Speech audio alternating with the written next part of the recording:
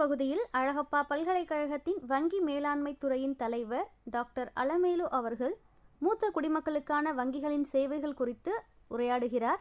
இவருடன் சந்தித்து உரையாடுபவர் டாக்டர் KR முருகன். கடன் உதவியை பொறுத்த வரைக்கும் வங்கிகள் இந்த மூத்த குடிமக்களுக்கு எப்படி ஹெல்ப் பண்றாங்கன்னு பாத்தீங்கன்னா, இந்த பென்ஷன் பேஸ்ட் லோன்ஸே இருக்கு. பென்ஷன் லோன்ஸ் நம்ம எவ்வளவு நம்ம பென்ஷன் வாங்குறோமோ அந்த அந்த அந்த பென்ஷனை பேஸ் பண்ணி 75% ஆஃப் த பென்ஷன் அது பேங்க் லோன் தாராளமா கொடுக்குறாங்க. அது நீங்க எவ்வளவு பென்ஷன் வாங்குறீங்கிறத பொறுத்து அதாவது மூத்த குடிமக்கள் எவ்வளவு பணம் பென்ஷனா வாங்குறாங்க அப்படிங்கறத பொறுத்து அந்த லோன் அமௌண்ட் கொடுக்கும். சில பேங்க்ஸ் 30 மந்த்ஸ் பென்ஷன்ல 75% கொடுப்பாங்க. சில பேங்க்ஸ் 60 மாசம் பென்ஷன்ல அது அந்த அவங்களுடைய ஏஜ் எல்லாத்தையும் பார்த்து கொடுப்பாங்க. சோ உங்களுக்கு ரீபேயிங் கெப்பாசிட்டி இருந்தா, அதாவது பணத்தை நீங்க திருப்பி செலுத்துற தகுதி இருந்தால் பர்சனல் லோன் அதெல்லாம் கூட வங்கிகள்ல வாங்கிக்கலாம். இப்போ மத்தபடி நீங்க பண பரிவர்த்தனை பண்றதுக்கோ இல்ல நீங்க வாங்குற பர்ச்சேசஸ்க்கு பேமெண்ட் பண்றதுக்கோ உங்களுக்கு எல்லாருக்குமே தெரியும், தொழில்நுட்பம் நல்லா பேங்கிங்ல டெவலப் ஆயிடுச்சு. அதனால இந்த தொழில்நுட்பம் சார்ந்த வசதிகள் நிறைய இருக்கு. மூத்த குடிமக்களுக்குன்னு இல்ல, எல்லாருமே இப்ப வங்கியோட நம்ம டிரான்சாக்ட் பண்றதுங்கிறது ரொம்ப ரொம்ப ஈஸி ஆயிருச்சு இல்லையா? நம்ம வீட்டுல இருந்துகிட்டே டிரான்சாக்ட் பண்ணலாம். நம்ம மொபைல் போன்ல டேப் பண்ணியே ஈஸியா நம்ம டிரான்சாக்ட் பண்ணிடலாம். நிறைய செயலிகள் வந்துருச்சு. நிறைய இந்த ஃபின்டெக் கம்பெனிஸ்ன்னு சொல்றாங்க. அந்த ஃபின்டெக் கம்பெனிஸ் எல்லாம், அதாவது பேடிஎம் மாதிரியோ கூகுள் பே மாதிரியோ அந்த மாதிரி கம்பெனிஸ் எல்லாம் நம்மளுடைய பண பரிவர்த்தனையை ரொம்ப இலகுவாக்கிடுச்சு. ஸோ அது பேங்கிங்கிறது இப்ப ரொம்ப ஒரு கன்வீனியன்ஸ் வசதி ஆயிடுச்சு. முன்னால மாதிரி போய் வெயிட் பண்ணி நம்மளுடைய டிரான்சாக்ஷன்ஸை கம்ப்ளீட் பண்ணணுங்கிற நெசசிட்டியே இல்லை. இந்த சூழ்நிலையில 2017 மத்திய ரிசர்வ் வங்கி டோர் ஸ்டெப் பேங்கிங்னு ஒரு கான்செப்டை இன்ட்ரடியூஸ் பண்ணிருக்காங்க. அது நிறைய பேருக்கு தெரியவே இல்லை. இப்போ அந்த கொரோனாவுக்கு அப்புறம் RBI எல்லா பேங்க்குக்கும் ரீசெண்டா ஒரு சர்க்குலர் கொடுத்தாங்க. இந்த டோர் ஸ்டெப் பேங்கிங்கிறது பாப்புலரே ஆகல, அதை எல்லாரும் பாப்புலரைஸ் பண்ணணும் அப்படின்னு. இப்ப இந்த டோர் ஸ்டெப் பேங்கிங்கிறது என்ன? அதாவது இந்த டோர் ஸ்டெப் பேங்கிங்கிறது ரெண்டு குரூப் ஆஃப் வாடிக்கையாளர்களுக்காக அறிமுகப்படுத்தினாங்க. ஒண்ணு பாத்தீங்கன்னா மூத்த குடிமக்கள், இன்னொன்னு மாற்றுத்திறனாளிகள். இவங்க 2 பேருக்கும் பேங்க்ஸ் எக்ஸ்க்ளூசிவா இந்த சர்வீஸை கொடுக்கணும் அப்படிங்கிறது தான் ரிசர்வ் பேங்குடைய உள்நோக்கமாக இருக்கு. சோ இது அந்த டோர் ஸ்டெப் பேங்கிங்னா அந்த பேரே நம்மளுக்கு தெரியுது. வீட்டு வாசலில் உங்கள் வங்கி, உங்கள் வங்கியே உங்க வாசப்படிக்கு சில சர்வீஸ் எல்லாம் கொடுக்குறாங்க. சோ அப்ப அந்த வீட்டு வாசல் வங்கி திட்டம்ங்கிறது இன்னும் பாப்புலரைஸ் ஆகாம இருக்கு. இதை மக்கள்கிட்ட எல்லாம் எடுத்துட்டு போகணும்னு ஒரு சர்க்குலரே ரிசர்வ் பேங்க்ல கொடுத்துட்டாங்க. கொடுத்து அவங்க இப்ப எல்லா பேங்க்குமே அவங்கவுங்க ஸ்கீமை இப்ப லான்ச் பண்ணிருக்காங்க. சோ இப்ப அந்த வீட்டு வாசலில் வங்கியில நம்ம என்னென்ன சேவைகள் எல்லாம் நம்ம பெற்றுக்கொள்ளலாம்ங்கிறத பத்தி கொஞ்சம் நம்ம இப்ப சுருக்கமா பார்க்கலாம்.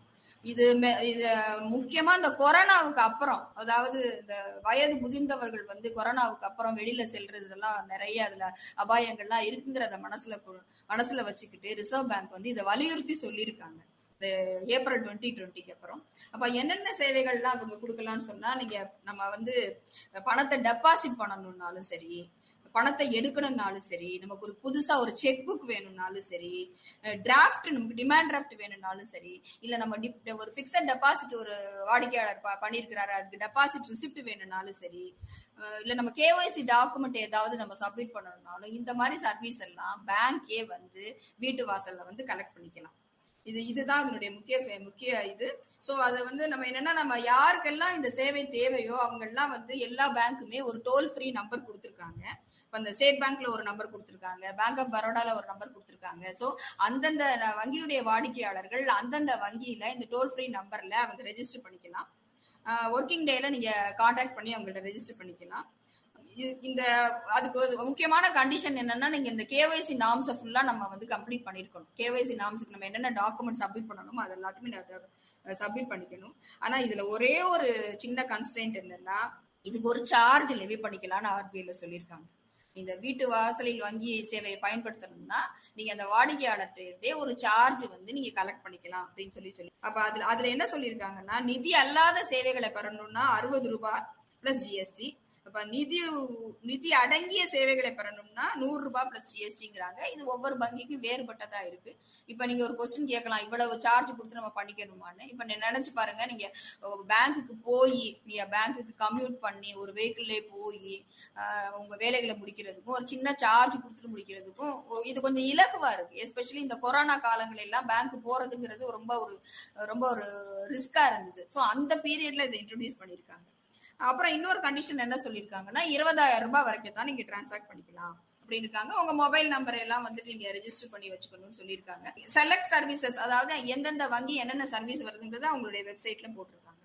சோ இந்த ரிசர்வ் பேங்க் என்ன சொல்றாங்கன்னா, இந்த வயது முதிர்ந்த வாடிக்கையாளர்கள், மாற்றுத்திறனாளிகள் யாரெல்லாம் வங்கிகளுக்கு வர முடியாதோ அவங்க வந்து இந்த சேவையை பயன்படுத்திக்கணும்.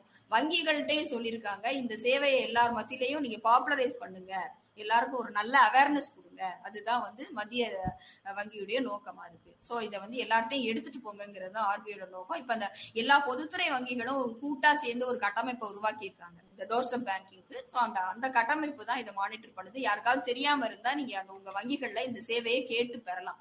அந்தந்த வங்கிகளுக்கு சென்று இந்த மாதிரி ஒரு சேவை இருக்குது, எங்களுக்கு நாங்க அந்த இதை அவைல் பண்ணிக்கணும்னு நினைக்கிறோம்னு சொல்லி உங்க கோரிக்கையை வச்சு அவங்கள்ட்ட இருந்து நீங்க அந்த சர்வீஸ் அவைல் பண்ணிக்கலாம்.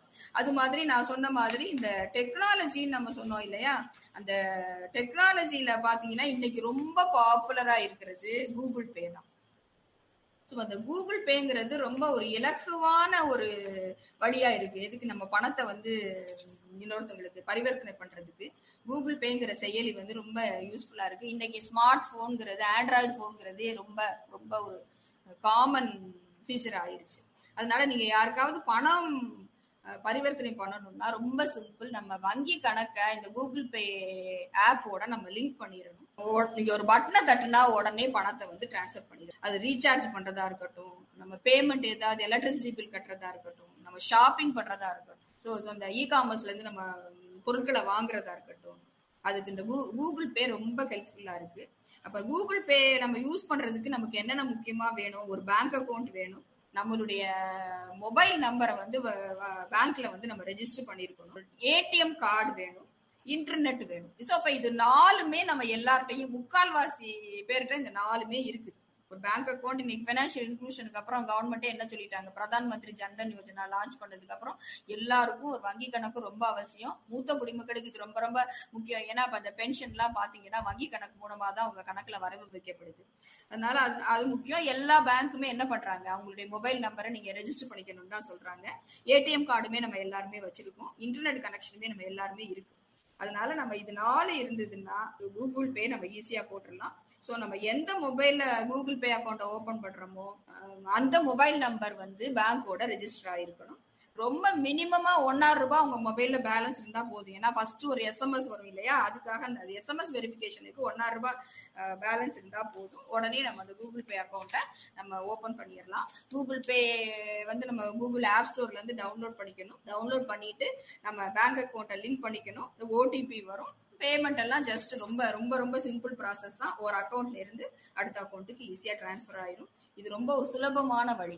இப்ப நிறைய பேருக்கு என்னன்னா, இந்த கூகுள் பேங்கிறது ஒரு பிரைவேட் பிளேயரா இருக்கிறதுனால அதுல வந்து நமக்கு ரொம்ப பாதுகாப்பு குறைவா இருக்குமோன்னு ஒரு கேள்வி வரும் பொழுது, இப்ப கவர்மெண்டே லான்ச் பண்ணிருக்காங்க யூபிஐ, யூனிஃபைடு பேமெண்ட் இன்டர்ஃபேஸ். அந்த யூபிஐ செயலி ரொம்ப ரொம்ப யூசர் ஃப்ரெண்ட்லி. எல்லாருமே அதை நம்ம யூஸ் பண்ணலாம். சேஃப்டியை பத்தி, ஏன்னா அது இந்த யூபிஐ ஆஃபர் பண்றது ஆர்பிஐயோட இன்னொரு பாடி, நேஷனல் பேமெண்ட் கார்பரேஷன் ஆஃப் இந்தியான்னு சொல்றோம். அவங்க தான் வந்து இந்த டெக்னாலஜி ப்ராடக்ட்ஸை ஃபுல்லா அவங்க தான் மானிட்டர் பண்றாங்க, அவங்க தான் ரெகுலேட் பண்றாங்க. என்ன ப்ராடக்ட் லான்ச் பண்ணணும் எல்லாமே அவங்களுடைய இதுலதான் இருக்கு. அதனால யூபிஐங்கிறது எல்லாருக்குமே ஒரு பெரிய வரப்பிரசாதமா இருக்கு. இது எல்லாத்துக்குமே பாத்தீங்கன்னா சார்ஜே கிடையாது. எல்லாமே சார்ஜ் ஃப்ரீ டிரான்சாக்ஷன் தான். முன்னால எல்லாம் தெரியும், மூத்த குடிமக்களா இருக்கிறவங்க எல்லாருமே நம்ம ஃபீல் பண்ணிருக்கிறது என்னன்னா, ஒரு பணத்தை பரிவர்த்தனை பண்ணணும்னா நம்ம டிமாண்ட் டிராஃப்ட் தான் எடுக்கணும். டிமாண்ட் டிராஃப்ட்ங்கிறதுக்கு நம்ம பேங்க்குக்கு நிறைய கமிஷன் கொடுக்கணும். இப்ப வந்து பாத்தீங்கன்னா எல்லாமே ஃப்ரீ சர்வீஸ் தான். எலக்ட்ரானிக் இந்த தொழில்நுட்ப வங்கியியல் வந்ததுக்கு முக்கியமான காரணமே வாடிக்கையாளர்களுக்கு இந்த வங்கி சேவைகளுடைய காஸ்ட்டை வந்து குறைக்கணுங்கிறது தான். அதுதான் வந்து கவர்மெண்ட் ஆஃப் இந்தியாவோட நோக்கமாவும் இருக்குது, ரிசர்வ் பேங்கோட நோக்கமாவும் இருக்கு. அதனால அந்த யூபிஐ செயலியையும் வந்து நம்ம ஈஸியா பயன்படுத்தும். ஸோ இந்த யூபிஐ கூகுள் பே ரெண்டுமே வந்து மொபைல் பேஸ்ட் அப்ளிகேஷன்ஸ் தான். ரெண்டுமே யூசர் ஃப்ரெண்ட்லி ஆப் தான். அதனால அந்த சேவைகளை அவைல் பண்ணிக்கலாம். இது எல்லாத்தையும் விட இன்னொன்னு என்னன்னா, இந்த டெக்னாலஜில பாத்தீங்கன்னா எல்லாருமே நம்ம ஏடிஎம்ஸ் யூஸ் பண்றோம். இந்த ஏடிஎம் போக இன்டர்நெட் பேங்கிங் இல்லையா, இன்டர்நெட் பேங்கிங் வந்து இந்த இணையவழி வங்கிகளும் இப்ப ரொம்ப ஃபேமஸா இருக்குது. அதுக்கப்புறம் பாத்தீங்கன்னா மொபைல் பேங்கிங், மொபைல்லே நம்ம அந்த பேங்குடைய செயலியையே எல்லாரும் பதிவிறக்கம் பண்ணிக்கலாம். அது ரொம்ப சேஃபான அவென்யூ. அது இப்போ ஃபண்ட்ஸ் டிரான்ஸ்ஃபர் பண்றதுக்கெல்லாம் ரொம்ப ஈஸியா இருக்கும். எல்லா பேங்க்குமே அவங்க செயலியே லான்ச் பண்ணிருக்காங்க. இப்போ இந்தியன் பேங்க் பாத்தீங்கன்னா இண்டு ஓயாசிஸ்னு ஒரு செயலியை லான்ச், ஹெச்டிஎஃப்சி பேங்க் பாத்தீங்கன்னா பேஸ் ஆப்னு லான்ச் பண்ணிருக்கு. ஸோ இந்த செயலியை நீங்க உங்க இதுல டவுன்லோட் பண்ணி வச்சுக்கிட்டீங்கன்னா ஈஸியா நீங்க டிரான்சாக்ட் பண்ணிடலாம். இப்போ மொபைல் டு மொபைல் டிரான்ஸ்ஃபர்லாம் ரொம்ப ஈஸி. ஐஎம்பிஎஸ்னு ஒன்று இருக்கு இல்லையா, ஐஎம்பிஎஸ்ல நீங்க ஃபண்ட்ஸை டிரான்ஸ்ஃபர் பண்ணலாம். அதாவது ஒரு அக்கௌண்ட்ல இருந்து இன்னொரு அக்கௌண்ட்டுக்கு. இன்னைக்கு வந்து என்னன்னா ஒரே வங்கியில 2 அக்கௌண்ட்டுக்கு இடையில ஃபண்ட் டிரான்ஸ்ஃபர் பண்றது ரொம்ப ஈஸி. ஏன்னா எல்லா பேங்க் பிரான்ச்சஸையும் இப்ப நெட் கனெக்ட் பண்ணிட்டாங்க, இணையதள வழியா இணைச்சிட்டாங்க. அதனால அது ரொம்ப ஈஸி. பட் நீங்க ஒரு இந்தியன் பேங்க் அக்கௌண்ட்ல இருந்து நான் ஸ்டேட் பேங்க் அக்கௌண்ட்டுக்கு பணம் டிரான்ஸ்ஃபர் பண்ணணும்னா நீங்க உங்க மொபைல் மூலமாவே டிரான்ஸ்ஃபர், அது பர்சன் டு பர்சன் 2 பர்சனா இருந்தா நீங்க மொபைல்லே டிரான்ஸ்ஃபர் பண்ணிடலாம். இல்ல நீங்க நெஃப்ட்டுக்கு போகணும், ஆர்டிஜிஎஸ்க்கு போகணும். இது ரெண்டுமே இப்ப உங்க கையிலே வந்துடும். பேங்குடைய செயலியே நீங்க யூஸ் பண்ணலாம். ரொம்ப சேஃபானது. உங்களுக்கு எல்லாமே தெரியும். 2 லெவல் ஆஃப் செக்யூரிட்டி பேங்க்ல கொடுப்பாங்க. 2 லெவல் ஆஃப், முதல்ல வந்து நீங்க உங்க எம்பின்னை நீங்க கொடுக்கணும். அதுக்கப்புறம் டிரான்சாக்ஷனையும் இது பண்ணுவாங்க, ஓடிபி உங்களுக்கு. அதனால நான் இதுல வலியுறுத்தி சொல்றது என்னன்னா, டெபாசிட்டை பொறுத்த வரைக்கும் வங்கிகள்ல உள்ள எல்லா வைப்பு தொகையுமே பாதுகாக்கப்பட்ட வைப்பு தொகைகள் தான். கமர்ஷியல் பேங்க்ஸை பொறுத்த வரைக்கும் எல்லாமே ஆர்பிஐயோட ரெகுலேஷன்ல தான் இருக்கு. அதனால அது என்ன வங்கி ஒரு ஃபெயிலான ஸ்டேஜ் வந்தா கூட இந்த ரிசர்வ் பேங்க் டெபாசிட்டுடைய பாதுகாப்புக்கு தான் முதல்ல முக்கியத்துவம் கொடுப்பாங்க. அதனால நீங்க உங்க வங்கியை நல்லா தேர்ந்தெடுத்துக்கலாம். அது மாதிரி இந்த டெக்னாலஜி சர்வீஸை பொறுத்த வரைக்கும் நம்ம கஸ்டமர்ஸ் கொஞ்சம் கேர்ஃபுல்லா இருக்கணும். ரிசர்வ் வங்கியே என்ன அடிக்கடி வலியுறுத்துறாங்கன்னா, தேவையில்லாம உங்களுடைய சொந்த தரவுகளை, அதாவது பர்சனல் டேட்டாவை நீங்க யார்கிட்டயுமே ஷேர் பண்ணிக்க, அதுதான் ரொம்ப ரிஸ்க். ரொம்ப கேர்ஃபுல்லா இருங்க. உங்க ஏடிஎம் கார்டு நம்பரையோ இல்ல உங்க ஏடிஎம் நம்பரையோ இல்ல உங்க மொபைலுக்கு ஓடிபி வந்திருக்கு, அதெல்லாம் யார்கிட்டயுமே நீங்க ஷேர் பண்ணிக்காதீங்க. கூடுமான வரை உங்களுடைய ஏடிஎம் கார்டை நீங்களே யூஸ் பண்ணி. இன்னொரு முக்கியமான விஷயம், இந்த பின் நீங்க செட் பண்ணும்போது ஏடிஎம்குள்ள பாஸ்வேர்டு தான் அந்த பின் இல்லையா, செட் பண்ணும் பொழுது ரொம்ப கேர்ஃபுல்லா பின்னை செட் பண்ணுங்க. ரொம்ப கெஸ் பண்ற மாதிரி, ஃபார் எக்ஸாம்பிள் இண்டிபெண்டன்ஸ் டேயோ ரிப்பப்ளிக் டேயோ உங்க பின்னா வச்சிடாதீங்க. உங்க பர்த்டேயோ வெஹிக்கிள் நம்பர் இதெல்லாம் அவாய்ட் பண்ணிக்கீங்க. அதனால நான் அஸ் அ கஸ்டமர், ஒரு கஸ்டமரா நீங்க என்னென்ன பாதுகாப்பு எடுக்கணுமோ அதெல்லாம் எடுத்து, பேங்க் உங்களுக்கு ஹெல்ப்ஃபுல்லா இருக்காங்க, ஹெல்ப்லைன் நம்பர்ஸ் இருக்கு, டோல் ஃப்ரீ நம்பர்ஸ் இருக்கு, அதெல்லாத்தையும் யூஸ் பண்ணிக்கோங்க. கேர்ஃபுல் கஸ்டமரா இருங்க. அப்படி பண்ணணும்னா இந்த டெக்னாலஜி பேங்கிங்கிறது நமக்கு ரொம்ப ஹாப்பியான ஒரு அனுபவமா தான் இருக்கும். ரொம்ப சுழுவா முடியும். முக்கியமா அந்த மூத்த குடிமக்களுக்கு வங்கிக்கு போற சுமையை வந்து குறைக்கும். இந்த மாதிரி உள்ள வசதிகளை பத்தி நம்ம தெரிஞ்சுக்கணும். இப்ப 2 நாளைக்கு முன்னால கூட ஹானரபிள் பிரைம் மினிஸ்டர் நம்ம ரிசர்வ் பேங்க் போர்ட்டல்லே இந்த கம்ப்ளைண்ட் ஒரு பிளாட்ஃபார்ம் இனாகிரேட் பண்ணாங்க. ஆர்பிஐயோட போர்ட்டல்லே நீங்க டைரக்டா போய் கூட நம்ம கம்ப்ளைண்ட்டை லான்ச் பண்ணி அதை எக்ஸ்டெண்ட் பண்ணிருக்காங்க. இப்ப ரீட்டைல் கஸ்டமர்ஸ், வாடிக்கையாளர் மத்தியில நிறைய அவேர்னஸ் கொண்டு வரணும். அட் த சேம் டைம் இந்த வங்கி உள்ள வசதிகள் எல்லாம் எல்லாரையும் போய் சேரணும். அது மாதிரி இந்த வல்னரபிள் செக்ஷன், அதாவது ரொம்ப கேர்ஃபுல்லா ஹேண்டில் பண்ண வேண்டிய செக்ஷன், அவங்களுக்கு இந்த வங்கி சேவை எல்லாம் போய் சேரணும். வீக்கர் செக்ஷன்ஸ், ஏஜ்டு பீப்புள், மாற்றுத்திறனாளிகள், யாரெல்லாம் வறுமை கோட்டுக்கு கீழே இருக்காங்களோ, அந்த பைனான்சியல் இன்க்ளூஷன்ங்கிறதே வந்து அதனுடைய ஃபோக்கஸே வந்து இதா தான் இருக்கு. ஸோ இது எல்லாத்தையும் இது பண்ணி மூத்த குடிமக்கள் எல்லாம் வங்கிகளை நல்லா பயன்படுத்திக்கணும். எவ்வளவு மேக்சிமம் ரிட்டர்ன் வருதோ அதை பார்த்துக்கணும். பாதுகாப்பா உங்க பணம் இருக்குங்கிறத உத்தரவாதத்தோட நீங்க உறுதிப்படுத்திக்கணும்னு நான் கேட்டுக்கிறேன். அன்புள்ள நேயர்களே, விபி ஸ்கோப் அனுபவ் ப்ராஜெக்ட் கீழே உங்களை எல்லாத்தையும் சந்திச்சதுல ரொம்ப சந்தோஷம். இந்த சிறு உரையாடலுக்காக நானும் வங்கிகள் வழங்கும் வசதிகளை பத்தி நன்கு தெரிந்து கொண்டேன். இது உங்களுக்கு எல்லாருக்கும் உபயோகமா இருக்கும்னு நினைக்கிறேன். நன்றி, வணக்கம். நேயர்கள் இதுவரை கேட்டது அழகப்பா பல்கலைக்கழகத்தின் வங்கி மேலாண்மை துறையின் தலைவர் டாக்டர் அலமேலு அவர்கள் ஆற்றிய உரை. இந்நிகழ்ச்சி நிறைவு பெற்றது.